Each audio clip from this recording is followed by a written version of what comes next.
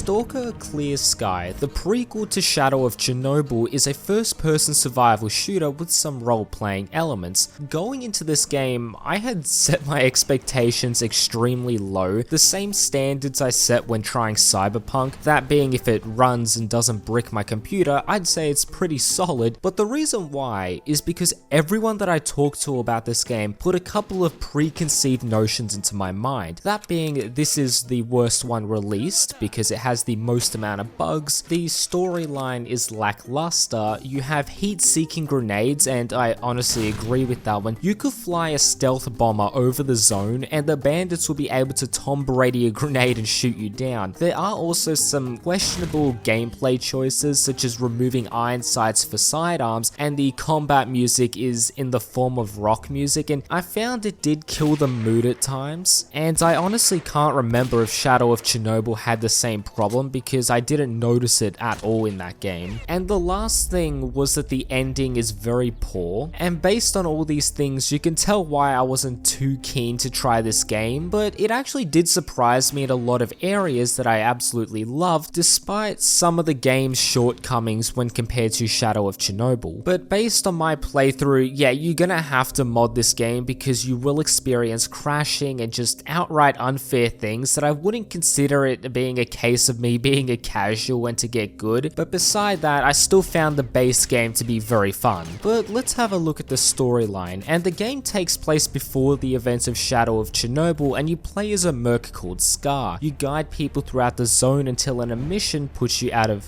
commission and you're taken into a Clear Sky base which is located in a new part of the zone. You find out that these emissions are being caused by a group of people trying to get near the center of the zone, and it is believed that these emissions are an act of self-defense to prevent the people from getting to the nuclear power plant. The main focus of the game revolves around you going from location to location trying to find a group of stalkers that are responsible, and this will take you to areas that you might be familiar with from the first game as well as some entirely new areas. You face various kinds of challenges such as being robbed of all your gear and being sent to an underground area to try and flood it to prevent mutants from attacking the nearby duty base. You find out that these specific group of stalkers want to get to the wish granter in the power plant, but as you go around exchanging favors for information you eventually catch up to S.T.A.L.K.E.R, and when you see him you have a really goofy looking foot chase, but you can't catch up to him because he's probably got 10 different endurance artifacts. But you need to go through the red forest, and I really like what they've done with it in this game, but you need to track down a man named Forrest. But from a gameplay sense, this is when things get very hard because you launch an assault with Clear Sky into Le Manx, I hope I pronounced that, I apologize, but you first have to lower this bridge, and this is one of the frustrating things about Clear Sky for me, and that is sometimes the AI can become never ending because you have to deal with this sniper who continuously respawns on the hill, making lowering the bridge harder than it needs to, especially since I ran out of ammo, and shooting things at range even with a sniper rifle in this game can be difficult. But this is where we have to deal with everyone's favorite faction. I hate these guys, bro. Sorry, I get a little emotional, but you have to deal with heavy resistance by the Monolith faction. But this is where I say people complain about the ending. It was very anticlimactic. There weren't multiple endings because Clear Sky is a prequel. However, Shadow of Chernobyl has multiple false endings, so they could have done the same and just said this ending is canon, but you plow through a gauntlet of Monolith soldiers to get to the power plant, and it's just very disappointing because once you get there, you don't even need to run through the portals. You get given a Gauss rifle and have to snipe S.T.A.L.K.E.R, and then the game ends. That's it. There's no big reveal or revelation like Shadow of Chernobyl where all your questions become answered and you just marvel at the common consciousness. It's like, oh yep, you've all been captured and are now being brainwashed to become Monolith soldiers. But unless I'm missing something, this is why I believe people criticize the ending, and I don't really blame them, but I understand from a lore perspective the meaning behind it. But we have to move on to the faction system because it's a big aspect of the game, and within the zone there are 10 factions, but you can only join 4 of them in Clear Sky. We will focus on these 4, them being Judy, which I know I'm gonna get hate for this, but I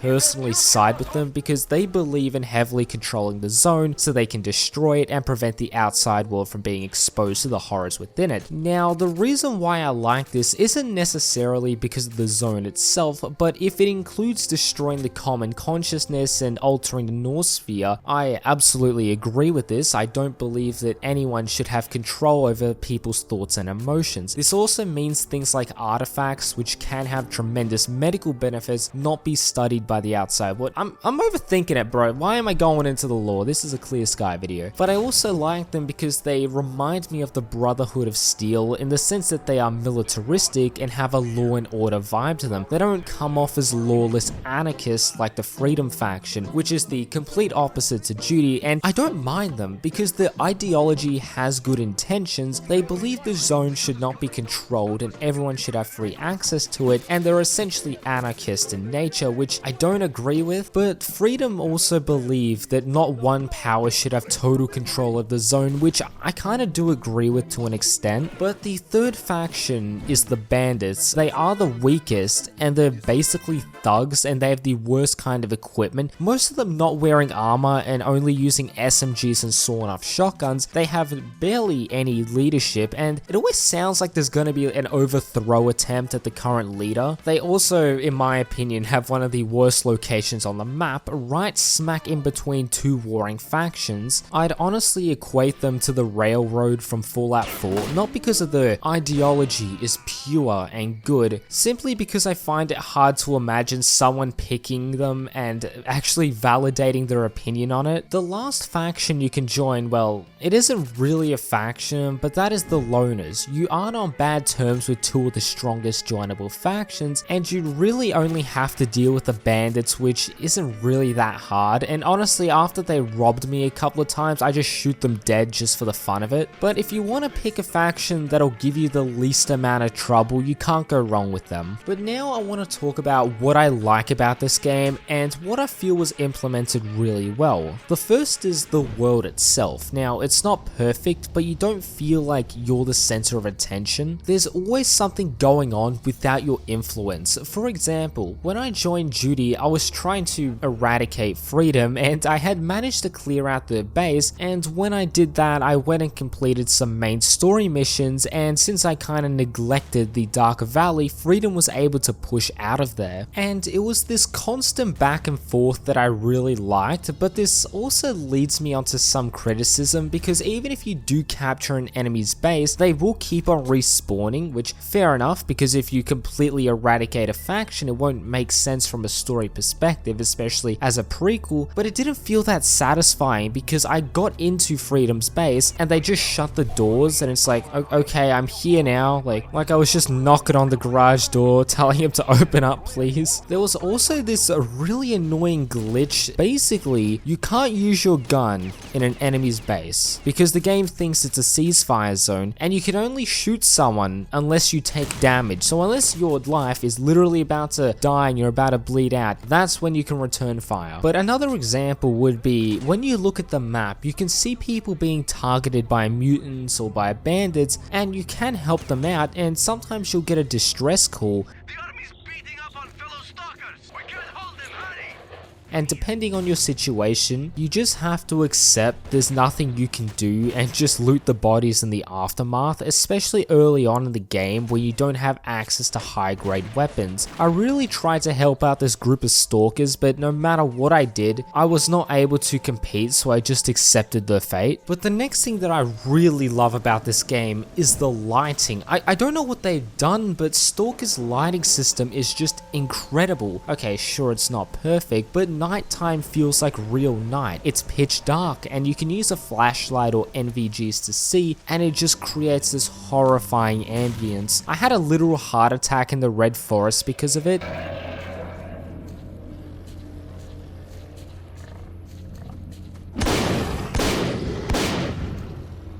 and overall the graphics are nicer and it definitely complements the lighting system. And you guys know how important atmosphere is to me, and I reckon because the events take place before Shadow of Chernobyl, which I imagine is when things were not as bad, but things feel much brighter and livelier, especially in the ending area of Limansk, which doesn't feel as depressing as Pripyat. And this is also the main reason why I'm excited for Call of Pripyat, because I hope I get to explore the whole area in a lot of depth, because that's what I've wanted to do in real life. But overall, in terms of atmosphere, you do get some nice music here and there that's not too overbearing, and you just feel alone sometimes when you're just walking down a road and you're just completely isolated, and then you hear something growling behind you and you just don't know what it is or where it's coming from, and it turns out to be a bloodsucker that snuck up on you. But I mentioned previously I really like what they did with the Red Forest, and I feel like compared to Shadow of Chernobyl, it feels like a real hellhole now, because in Shadow of Chernobyl I was able to just sprint through it with no worries, but in Clear Sky I felt like no matter where I walked, I was in imminent danger, whether it was a radiation pocket,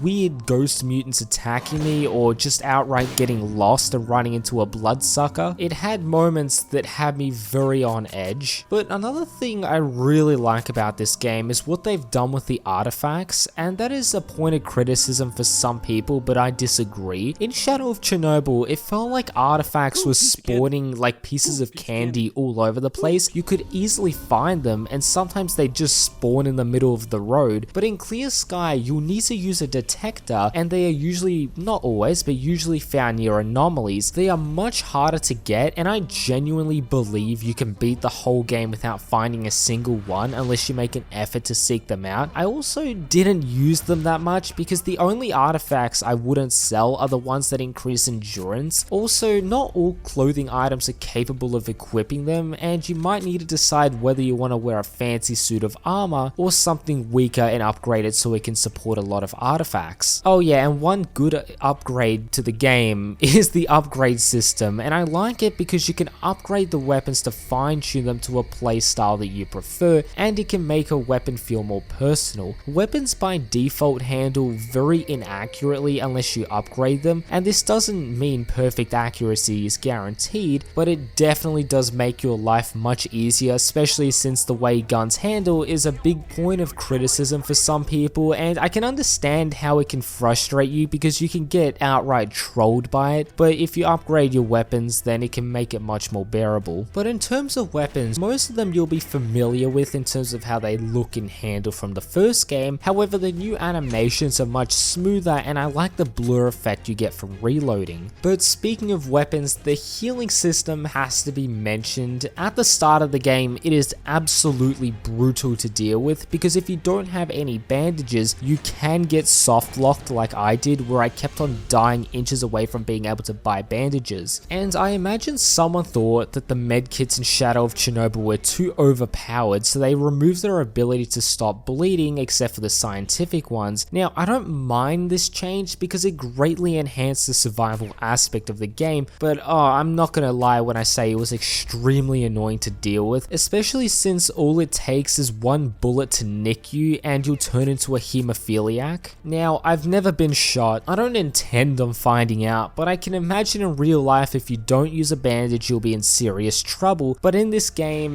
the AI can be very good at times, but they can also detect you whilst crouched in the bushes in the dead of night and can instantly laser you. And I don't expect the AI to be blind, deaf and dumb, but come on, they were a little bit unrealistic and frustrating at times, especially when you couple this with the bleeding mechanics when a 9mm bullet somehow shoots you halfway across the map and causes you to bleed to death. And I can imagine this has caused people to get fed up with the game, and I don't blame them, but I do recommend that you quick save frequently, and you better be spamming that hotkey every time you loot a corpse or clear an area, because there have been times where I forgot to do it and I got absolutely zeroed and I have to do this whole area all over again. My fault, but if there there is one piece of advice to take from this video, let it be that. But look, overall, I genuinely liked this game, and there were some things that I liked over Shadow of Chernobyl, such as the weapon upgrade system, being able to trade money for secret stash locations not marked on the map. But I do look forward to Call of Pripyat, because apparently that's the perfected one in the series. So I'm gonna go in with much higher expectations, of course unmodded, and I genuinely look forward to S.T.A.L.K.E.R 2, it looks great. But if you want to see my Shadow of Chernobyl video, do click on the video that is on screen, or perhaps if you want to see another classic tactical shooter, you can also find that on screen. Also, don't forget to like and subscribe and share the video with your friends and family. Anyways, my name is Tan2, and I will catch you guys in the next video. Peace.